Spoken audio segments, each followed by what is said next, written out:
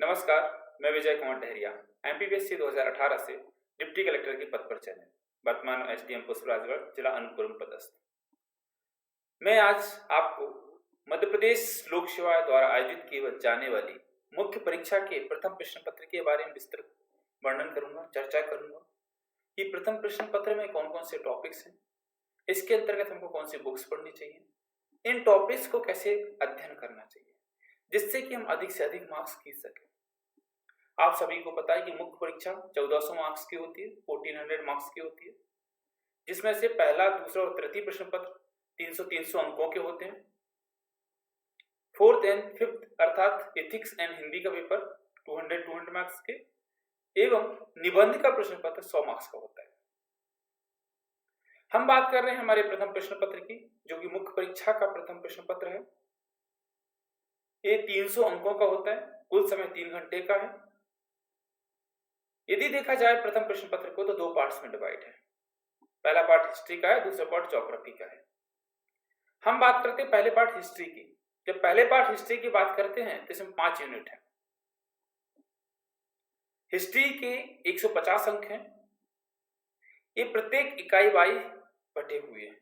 प्रत्येक इकाई से 30 मार्क्स के क्वेश्चन है, अर्थात 3 नंबर के क्वेश्चन, 5 नंबर के क्वेश्चन और 11 नंबर के क्वेश्चन। सेम प्रोसीजर हमारी ज्योग्राफी की है, भूगोल की है।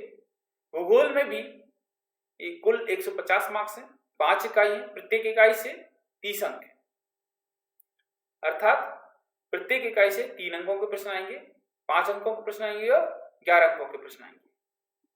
हम बात करें हमारे इतिहास के प्रश्न पत्र की। जब इतिहास के प्रश्न पत्र की बात करते हैं, आपके माइंड में दिमाग चलता है भारत के संदर्भ में, मध्य प्रदेश के संदर्भ में। जब हम 2019 का सिलेबस देखते हैं, 2019 के सिलेबस में मेजर डिफरेंस है 2020 के सिलेबस से। 2019 के सिलेबस में विश्व का इतिहास भी था, जिसमें हमारे दोनों विश्व युद्ध थे, क्रांतियां थी। ये 2019 के सिलेबस में था। परंतु जब हम 2020 के सिलेबस की बात करते हैं तो उसमें विश्व इतिहास को हटा दिया गया है। सिलेबस में 5 यूनिट कर दी गई हैं। प्रत्येक यूनिट से अंक विभाजित कर दिए गए हैं कि प्रत्येक यूनिट से 30-30 अंक के प्रश्न आएंगे। 2019 और 2020 के सिलेबस में भी काफी अंतर है।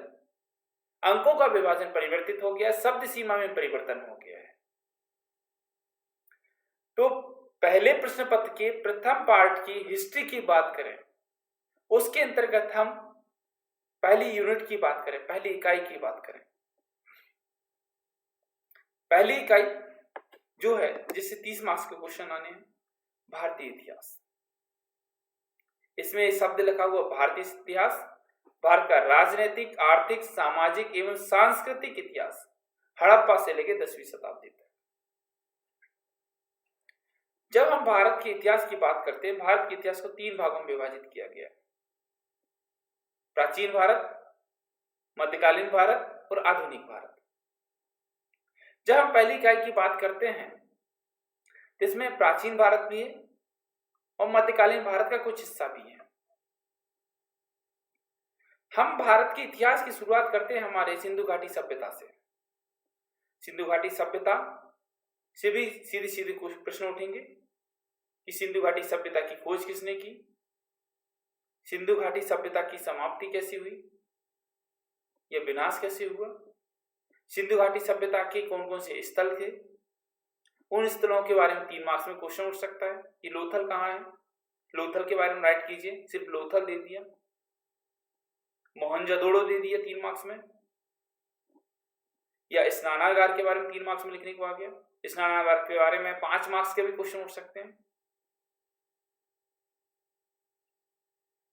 इस प्रकार के जो क्वेश्चन है वो यहां से क्वेश्चन उठ सकते हैं सिंधु घाटी सभ्यता से, हड़प्पा सभ्यता से, या इसी को बोले इंग्लिश में इंडस वैली सिविलाइजेशन से। इंडस वैली सिविलाइजेशन या हड़प्पा सभ्यता की जब बात करते हैं तो इसकी उत्पत्ति कैसे हुई, इसकी सामाजिक विशेषताएं बताइए, आर्थिक विशेषताएं बताइए, किस प्रकार के आर्थिक क्रियाकलाप थे इन लोगों के, सामाजिक रीति रिवाज क्या थे। ये सिंधु घाटी सभ्यता से क्वेश्चन उठ सकता है। हम जब इसके आगे आते हैं 1750 BC के बाद। तो वहां से धीरे धीरे इसका पतन स्टार्ट होता है। विभिन्न इतिहासकारों ने इसके पतन के अलग अलग कारण बताए हैं। ये सिंधु घाटी सभ्यता है। उसकी जब हम बात करते हैं आगे, तो वैदिक सभ्यता की शुरुआत होती है 1500 से 600 ईस्वी तक, 1500 से 600 BC तक, ईसा पूर्व अर्थात। तो वैदिक युग को दो पार्ट में डिवाइड किया गया, ऋग्वैदिक काल और उत्तर वैदिक काल। यहां से सीधे सीधे क्वेश्चन उठेंगे आपको, 3 मार्क्स के भी, 6 मार्क्स के भी और 11 मार्क्स के भी उठ सकते हैं। 6 मार्क्स में क्वेश्चन उठ सकता है कि ऋग्वैदिक काल और उत्तर वैदिक काल में क्या अंतर था, वर्ण व्यवस्था कहां से शुरुआत हुई, 3 नवंबर में उठ सकता है क्वेश्चन, कितने वर्ण थे, इस क्वेश्चन उठ सकता है। सिंधु घाटी सभ्यता और वैदिक सभ्यता में क्या अंतर है, ऐसे क्वेश्चन उठ सकते हैं बिल्कुल। देन उसके बाद हमारा आता है महाजनपद काल। महाजनपद काल से 3 नंबर में क्वेश्चन उठ सकता है। मगध के बारे में राइट कीजिए, सीधे मगध दे दिया तो आपको 3 पॉइंट्स लिखना। यही क्वेश्चन मगध का 5 मार्क्स में आता है। मगध पर टिप्पणी लिखिए, तो मगध के बारे में सारी चीज बताइए, किस तरीके से मगध की उत्पत्ति हुई, क्यों शक्तिशाली उभर के निकला। मगध साम्राज्य के हमारे अजात शत्रु बिंबिसार आदि के बारे में लिखने को आ जाएगा 3 मार्क्स में। उसके बाद जैसे हमारी बात करते हैं, हर एक डायनेस्टी आएगी, फिर धीरे से हमारा नंद वंश आएगा। नंद वंश के बाद हमारा मौर्य साम्राज्य आएगा। मौर्य साम्राज्य के हमारे 3 मार्क्स, 5 मार्क्स और 11 मार्क्स के डेफिनेटली क्वेश्चन उठ सकते हैं। चंद्रगुप्त मौर्य पर क्वेश्चन उठ सकते हैं 3 मार्क्स में। अशोक के क्वेश्चन डेफिनेटली उठते हैं। धम्मनीति पूछती है अशोक की, 11 मार्क्स में क्वेश्चन उठ सकता है धम्मनीति से। हमारा गुप्त वंश आता है। गुप्त वंश से लेके हमारे गुप्त पीरियड के बाद हमारे अंतिम जो हिंदू राजा थे हर्षवर्धन, उनके बारे में क्वेश्चन उठेंगे। श्रीगुप्त के बारे में पूछ सकता है, चंद्रगुप्त द्वितीय के बारे में पूछता है, समुद्रगुप्त के बारे में पूछता है, समुद्रगुप्त को नेपालियन क्यों कहते हैं। इस तरीके से प्रश्न उठ सकते हैं। ये 3 मार्क्स में भी उठ सकते हैं, 6 मार्क्स में भी और 11 मार्क्स में। जब आप रीडिंग करना स्टार्ट करेंगे टॉपिक बाई टॉपिक, तो आपको चीजें समझ में आएगी। 3 मार्क्स के क्वेश्चन कहां से उठेंगे, 5 मार्क्स के क्वेश्चन कहां से आएंगे और 11 मार्क्स के क्वेश्चन कैसे आएंगे। तो ये तो हुआ हमारे 10वीं शताब्दी तक। हम बात करें हमारे दूसरी इकाई की। दूसरी इकाई है हमारी 11वीं शताब्दी से 18वीं शताब्दी, अर्थात मध्यकालीन भारत का इतिहास। मध्यकालीन भारत के इतिहास की बात करते हैं, जैसे इसमें 11वीं शताब्दी दिया हुआ है, तो यहां हम गुलाम वंश भी मान सकते हैं कि गुलाम वंश की शुरुआत कैसे होती। गुलाम वंश के बारे में आपको विस्तृत वर्णन कीजिए। इस प्रकार 11वीं शताब्दी से 18वीं शताब्दी तक हमारी दिल्ली सल्तनत का जो पीरियड है, चाहे गुलाम वंश की बात करें, खिलजी वंश की बात करें, सैयद, लोदी आदि सभी वंशों की बात करें, इनमें से प्रत्येक शासक के बारे में पूछ सकता है। यहाँ से रजिया सुल्तान के बारे में पूछ सकता है, कुतुबुद्दीन ऐबक के बारे में पूछ सकता है 3 मार्क्स में। सीधे राइट कर दिए रजिया सुल्तान, तो आपको 3 नंबर में सीधे चीजें लिखना है। प्रथम महिला मुस्लिम शासिका 3 मार्क्स में आता है। तो पर्दा प्रताप की समाप्ति, इल्तुतमिश की पुत्री, ऐसा राइट कर सकते हैं, या टाइम पीरियड राइट कर सकते हैं। 3 मार्क्स में सिर्फ 3 पॉइंट लिखिए। हेल्पिंग वर्ब का कम से कम यूज कीजिए 3 मार्क्स में। टू द पॉइंट बताइए, कोशिश कीजिए कि 3 पॉइंट राइट कर सकें। यही क्वेश्चन रजिया सुल्तान का 5 मार्क्स में आता है, तो आप क्या करेंगे। रजिया सुल्तान यदि 5 मार्क्स में आता है, तो पहला हमारी शुरुआत होगी, रजिया सुल्तान दिल्ली सल्तनत की वह प्रथम महिला मुस्लिम शासिका थी जिसने पर्दा प्रताप की समाप्ति की,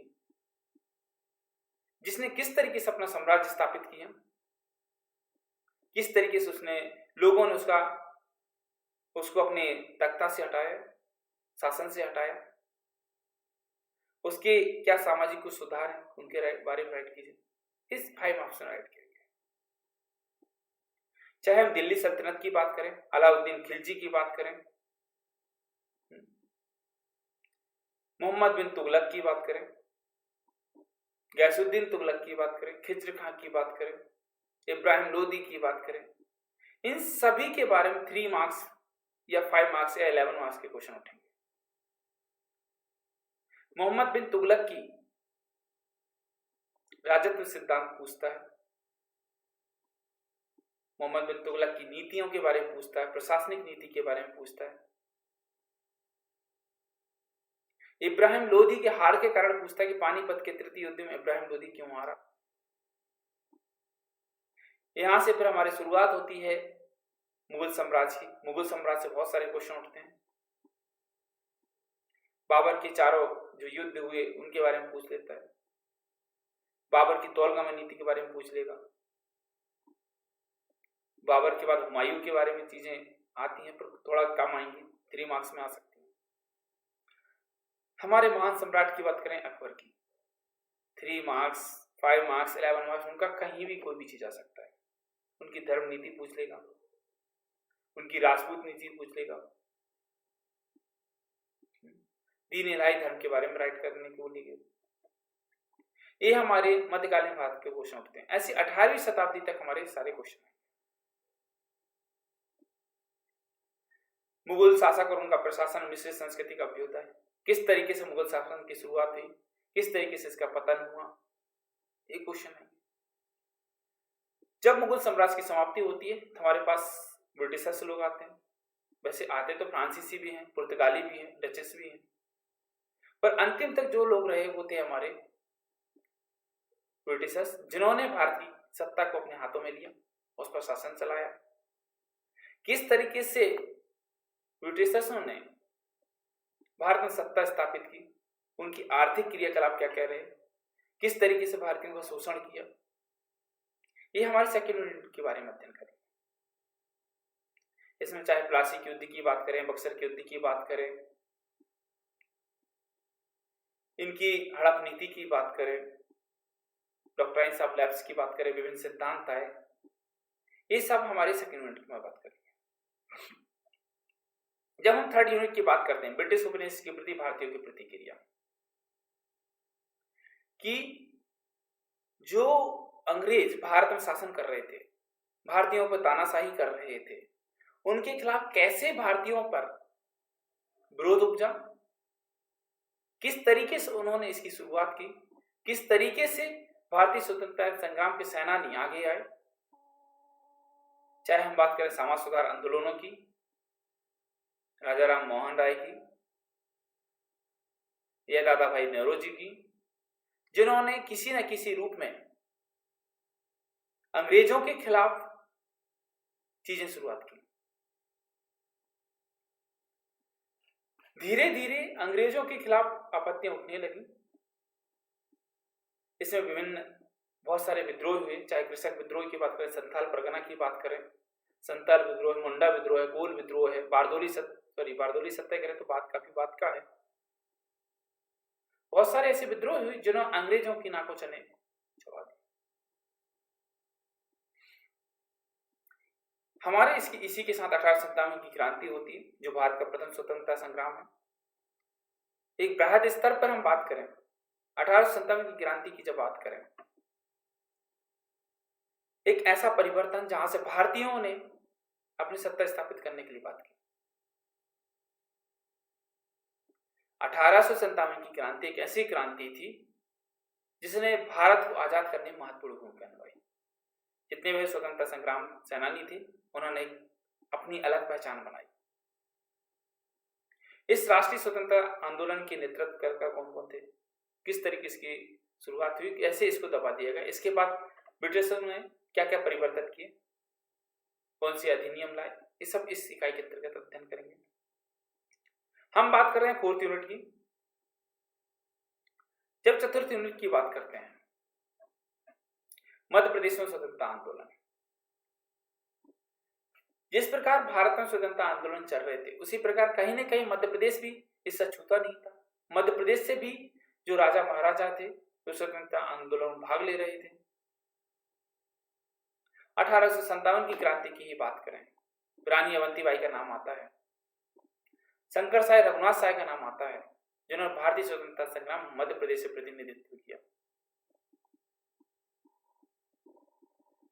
हमारे बख्तावर सिंह जी का नाम आता है। बहुत सारे ऐसे हमारे नेता हुए जिन्होंने मध्य प्रदेश को रिप्रेजेंट किया।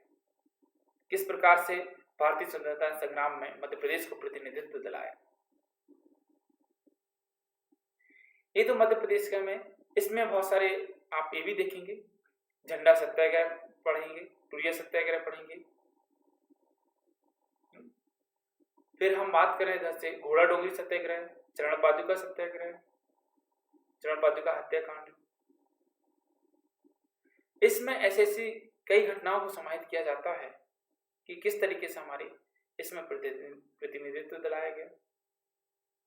जबलपुर का क्या योगदान है, भोपाल की क्या उसे कंडीशंस थी। 4th यूनिट में ही हमारे दूसरे टॉपिक्स में भारतीय संस्कृति विरासत मध्य प्रदेश के संदर्भ में प्राचीन काल से लेकर आधुनिक काल तक विभिन्न कला प्रारूपों साहित्य प्रभुत्व के प्रमुख पक्ष। हम जब बात कर रहे हैं कि मध्य प्रदेश के संदर्भ में, मध्य प्रदेश एक आदिवासी बहुल्य जिला है। 21% जनसंख्या मध्य प्रदेश की आदिवासी है। जब आदिवासी बहुल्य जिला है तो आदिवासियों से संबंधित बहुत सारे ऐसे क्षेत्रीय लोक नृत्य होंगे, लोक गान होंगे, लोक साहित्य होगा। उनके बारे में आपको अध्ययन करना है कि लोक साहित्य के अंतर्गत कौन कौन से हमारे साहित्यकार थे, लोक गान किस क्षेत्र में किस प्रकार का होता है, उसकी क्या प्रतिष्ठा है, कौन सी ट्राइब इसमें भाग लेती है। साहित्य की बात करें, पर्व की बात करें, विभिन्न त्योहार तीज मेले होते हैं। वास्तुकला के बारे में हम बात करेंगे, उन सभी की विशेषताएं, किसकी क्या विशेषताएं हैं, कहां से संदर्भित हैं आदि। हम इसी संदर्भ में आगे 4th यूनिट का ये एक टॉपिक है, मध्य प्रदेश में विश्व धरोहर स्थल पर्यटन।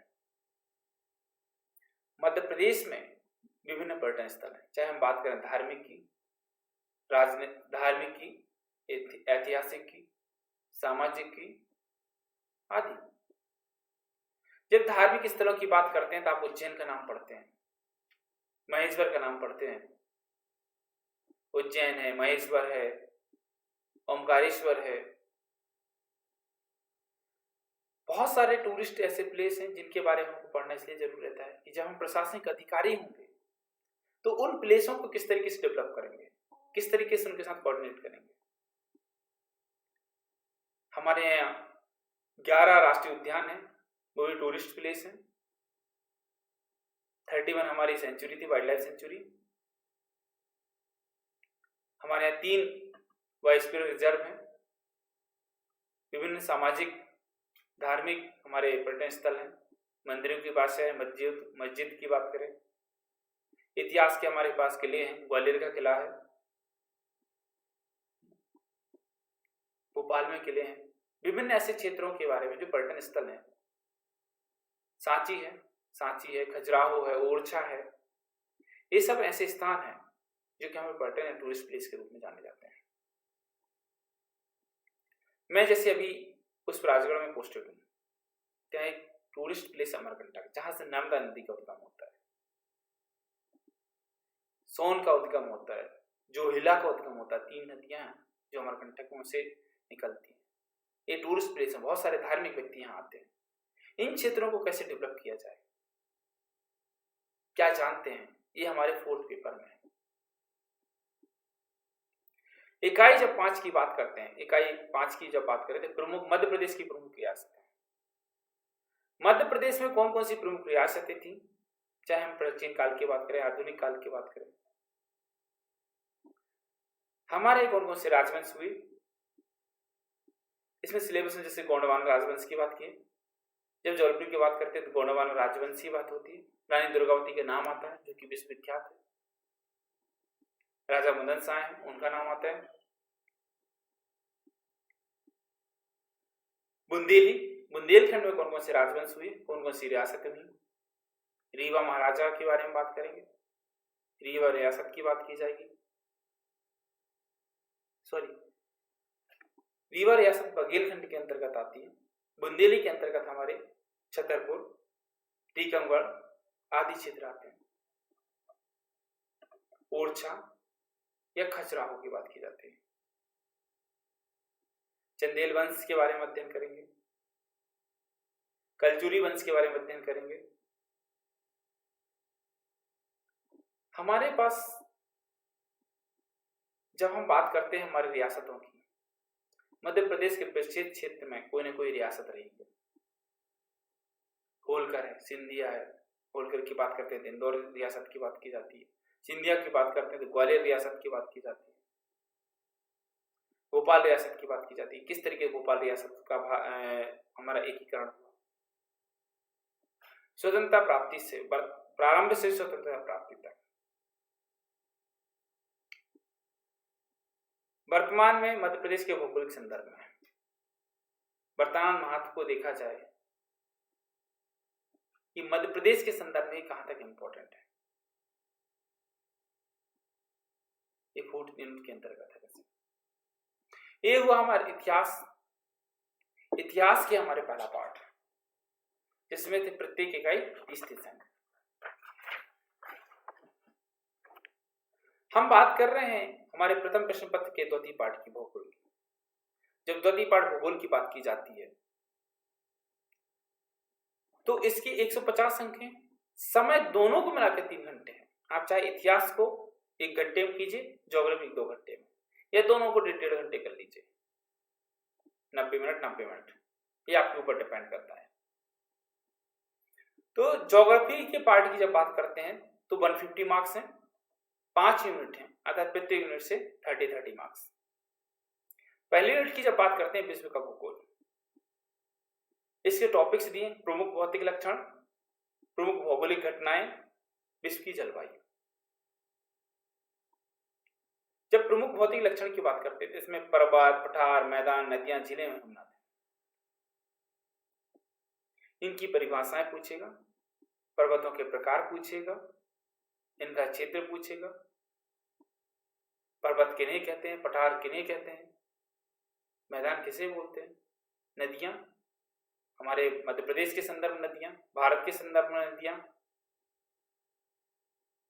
विश्व के संदर्भ में नदियों की बात की जाएगी। कौन कौन से उनमें हमारी जल विद्युत परियोजनाएं चल रही, कौन कौन से बांध हैं, झीलें हैं, यमुना है। प्रमुख भौगोलिक घटनाएं, भूकंप आपका 3 मार्क्स में भी आ सकता है, 5 में भी आ सकता है और 11 में आ सकता है। क्वेश्चन कैसे? भूकंप सिर्फ शब्द लिखा है तो 3 मार्क्स में पूछ लिया। भूकंप की उत्पत्ति के कारण बताइए तो 5 मार्क्स में हो गया। भूकंप की परिभाषा बताते हुए उसकी उत्पत्ति के कारण एवं उसके नुकसान एवं फायदे बताइए, ये हमारे 11 मार्क्स का क्वेश्चन हो गया। सेम सुनामी, ज्वालामुखी क्रिया और चक्रवात, ये हमारी फर्स्ट यूनिट के अंतर्गत है। कि ज्वालामुखी कितने प्रकार की होती है, भारत में कोई ज्वालामुखी है या नहीं है, ठीक है। इस प्रकार से क्वेश्चन आते हैं। विश्व की जलवायु, हम विश्व की जलवायु बात करते हैं। विश्व में किस प्रकार की जलवायु किसे कहते हैं, वेदर और क्लाइमेट में क्या चेंजेस हैं, क्या अंतर है, इसमें ऋतुएं हैं, कौन कौन सी ऋतुएं होती हैं, उनमें क्या क्या अंतर होता है, वर्षा का वितरण भारत के संदर्भ में एवं विश्व के संदर्भ में अलग अलग वितरण, किसी जगह बहुत बारिश होती है तो किसी जगह बिल्कुल नहीं होती है। जलवायु प्रदेशों के बारे में बात करते हैं, भारत के संदर्भ में भी विश्व के संदर्भ में भी। जलवायु परिवर्तन, उसके प्रभाव, जलवायु परिवर्तित कैसे हो रही है, उसके क्या क्या प्रभाव पड़ रहे हैं, इन सभी को जब आप डिटेल में अध्ययन करेंगे तो आपको सारी चीजें एक पानी की तरह साफ ट्रांसपेरेंसी की तरह दिखती रहेंगी। हम जब देखते हैं इकाई 2 की, इकाई 2 है भारत का भूगोल। जब भारत के भूगोल की बात करते हैं, प्रमुख भौतिक स्वरूप, पर्वत, पठार, मैदान, नदियां, झीलें, यमुना, जो विश्व के संदर्भ हम पहली यूनिट में पढ़ेंगे, सेम हमारे वो मध्य भारत के संदर्भ में हम 2-3 यूनिट में पढ़ेंगे। पर्वत, पठार, मैदान, नदियां, झीलें, यमुना, विंध्याचल पर्वत कहाँ, उसकी उत्पत्ति कैसे हुई, हिमालय पर्वत कहाँ है, उसकी उत्पत्ति कैसे हुई, हिमालय के विभाजन बताइए, लघु हिमालय किसे कहते हैं, ट्रांस हिमालय किसे कहते हैं, एवरेस्ट किस हिमालय में है, उसकी ऊंचाई क्या है, ये सब चीजें हमारी सेकेंड यूनिट के अंदर। भारत के भू आकृतिक प्रदेश कितने हैं, इनको कैसे क्लासिफाई किया गया है, उनमें क्या क्या अंतर है। जलवायु की बात करें, जिस प्रकार हम विश्व के संदर्भ में जलवायु की बात करते हैं, उसी तरह संदर्भ में हम भारत के जलवायु की बात करें। मानसून की उत्पत्ति कैसे होती है, कहाँ से होती है, कैसे उससे डिवाइड होता है। अल नीनो क्या होता है, अल नीनो हमारे किस क्षेत्र में पड़ता है। ला नीनो क्या होता है, ऋतुओं, वर्षा का वितरण, प्रदेश। प्राकृतिक संसाधन प्रकार, जल, वन, मृदा, जो हमारे नेचुरल हमारे संसाधन है उनके बारे में, जल के बारे में बात करना पड़ेगा, वन के बारे में, मृदा के बारे में, सेल एवं खनिज के बारे में। खनिज कितने प्रकार के होते हैं, कौन सा खनिज कहाँ से उत्पत्ति होती है, कहाँ से निकलता है। जनसंख्या की बात करते हैं, भारत के संदर्भ में जननांक की बात की जाएगी। जनसंख्या वृद्धि है, जनसंख्या का वितरण है, घनत्व है, लिंगानुपात है। किसी जगह बहुत अच्छा लिंगानुपात है तो किसी जगह हमारा लिंगानुपात बहुत कम है। दिल्ली की देखा जाए तो जो लिंगानुपात है वो काफी अधिक है। भाई अरुणाचल प्रदेश की देखा जाए तो बहुत कम है। साक्षरता, प्रवास, ग्रामीण, नगरीय जनसंख्या, इन सभी के बारे में धीरे धीरे पढ़िए। खाद्य प्रसंस्करण से संबंधित उद्योग, जब हम खाद्य प्रसंस्करण फूड प्रोसेसिंग की बात करते हैं तो ये जो फूड प्रोसेसिंग चेन है, ये किसान खेत से निकाल के मंडी तक ले जाता है, मंडी में सामान बेचता है, मंडी वाले वेयर हाउस में रखते हैं, वेयर हाउस वाले क्या कहते हैं, प्रोसेसिंग सेंटर के लिए भेज देते हैं। एक फूड प्रोसेसिंग होती है जिससे कि उसके फूड को हम अच्छी क्वालिटी में बेच सकें। ये सारी चीजें हमारे सेकंड यूनिट के अंतर्गत है। हम बात करते हैं थर्ड यूनिट की, मध्य प्रदेश का भूगोल। मध्य प्रदेश के भूगोल के लिए हम बात करेंगे तो इसको उपकार पब्लिकेशन की बुक है उपकार पब्लिकेशन बुक है जितेंद्र सिंह भदौरिया की, और टीएमएच अलग बुक है राकेश गौतम जी। तो मध्य प्रदेश के भूगोल में हमको मध्य प्रदेश की भू आकृति पढ़ना पड़ेगा, नर्मदा घाटी, मालवा का पठार विशेष संदर्भ में। प्राकृतिक वनस्पति के जलवायु के बारे में अध्ययन करना पड़ेगा। मृदा, मध्य प्रदेश में कितनी प्रकार की मृदा पाई जाती है, उन 5 मृदाओं के बारे में बताइए, उनका क्षेत्र बताइए, उनमें कौन सी फसल होती है उसके बारे में बताइए ना। मृदा क्षरण हो रहा है, चंबल घाटी के क्षेत्र के बारे में पूछिए। खनिज संसाधन है, ऊर्जा संसाधन है, उनके बारे में मध्य प्रदेश के रिस्पेक्ट में बात करना कि कहाँ कहाँ हमारी विद्युत ऊर्जा की सप्लाई होती है। राज्य की जनजातियों के बारे में बात कीजिए, मध्य प्रदेश में कौन कौन सी जनजातियां हैं, इन जनजातियों के बारे में विशेष संदर्भ में आपका अध्ययन करेंगे। उनके विवाह कितने प्रकार के होते हैं, लमसराय क्या होती है, लमजना क्या होता है, दूध लौटावा क्या होता है, टोटमवाद क्या है। ऐसे विभिन्न प्रकार के उनके क्रियाकलाप है, विभिन्न प्रकार के उनके तीज त्योहार है, उनके बारे में अध्ययन करना, उनकी भौगोलिक विशेषताएं, सामाजिक विशेषताओं के बारे में बात करना, ये हमारी थर्ड यूनिट है। हम बात करते हैं फोर्थ यूनिट की। जब फोर्थ यूनिट की बात करते हैं जल एवं आपदा प्रबंधन की, जल एवं आपदा प्रबंधन दोनों को हमको क्या करना, मैनेजमेंट करना, वाटर एवं डिजास्टर। आज के डेट में जब ये वीडियो बना रहे हैं, हमारे यहाँ आपदा की स्थिति है, अर्थात कोरोना एक वायरस है जिसकी वजह से पूरे देश में लॉकडाउन है, विभिन्न लोगों की इसकी बीमारियां फैल चुकी हैं, इसलिए इसको आपदा घोषित कर दिया गया। 31,000 लोग भारत में इसके पीड़ित हैं। ये आपदा है, इसको कैसे मैनेज करना है, जिस तरीके से अभी सरकार जो काम कर रही है वो मैनेजमेंट कर रही है। सेम जल और आपदा का प्रबंधन किस तरीके से मैनेजमेंट कर रहे हैं, इन सब के बारे में बात की जाती है। किस तरीके से उनको सेफ्टी प्रदान करना है, जल की सुरक्षा कैसे करना है, आपदा को कैसे हमारे आपदा पूर्व, आपदा के समय और आपदा के पश्चात क्या क्या कर्म करने पड़ते हैं, कार्य करने पड़ते हैं। सामुदायिक योजना क्या है, संसाधन मानचित्रण, राहत में पुनर्वास की बात की जाती है। हम बात कर रहे हैं हमारे यूनिट 5 की। यूनिट 5 की जब बात की जाती है भूगोल की आधुनिक तकनीक, भूगोल की आधुनिक तकनीक ना होकर, इस भूगोल की तो है ही, पर ये विषय हमारे टेक्नोलॉजी का भी है। जीआईएस की बात करें, इलेक्ट्रोमैग्नेटिक स्पेक्ट्रम की बात करें, सैटेलाइट की बात करें, सुदूर संवेदन उपग्रह की बात करें, ये सारे के सारे सिस्टम इलेक्ट्रॉनिक रूप में हमारे साइंस में भी यूज होते हैं। अब इन्हीं की तकनीक के आधार पर ज्योग्राफी में को यूज किया जाता है। इसके लिए आप एक स्पेक्ट्रम की बुक पढ़ सकते हैं या सीलबंद सिंह की विज्ञान तकनीकी की बुक पढ़ेंगे तो यहाँ से सारी चीजें कवर हो जाएंगी। हर यूनिट से आपको ध्यान रखना है 3 नंबर, 5 नंबर और 11 नंबर। 3 नंबर के 3 क्वेश्चन, 5 नंबर के 2 क्वेश्चन और 11 नंबर का 1 क्वेश्चन। इन सभी के आधार पर आपको प्रिपरेशन करना है। टाइम मैनेजमेंट सबसे बड़ा आपका हथियार। टाइम मैनेजमेंट करना आपने सीख लिया, आंसर राइटिंग करना सीख लिया, आपको पढ़ना शुरुआत कर दी, ये बहुत इंपॉर्टेंट है। ये तो हुआ हमारा पहला प्रश्न पत्र का डिस्कशन। इसमें मैंने बुक लिस्ट भी बता दिया। हिस्ट्री के लिए आपको 3 बुक प्रेफर करना चाहिए, रामशरण शर्मा, विपिन चंद्रा, सतीश चंद्रा। उपकार पब्लिकेशन बुक यूज कीजिए, उससे काफी सारी चीजें आपकी क्लियर होंगी। ज्योग्राफी के लिए मर्स बनवाल जी की बात कीजिए या हमारे माजिद हुसैन जी की, उन बुक्स को प्रेफर कीजिए। ये हमारा पहला प्रथम प्रश्न पत्र आज यहाँ डिस्कशन समाप्त होता है। कल पुनः हम फिर मिलेंगे द्वितीय प्रश्न पत्र के विस्तृत अध्ययन के साथ, प्रकरण के साथ। जय हिंद, जय भारत।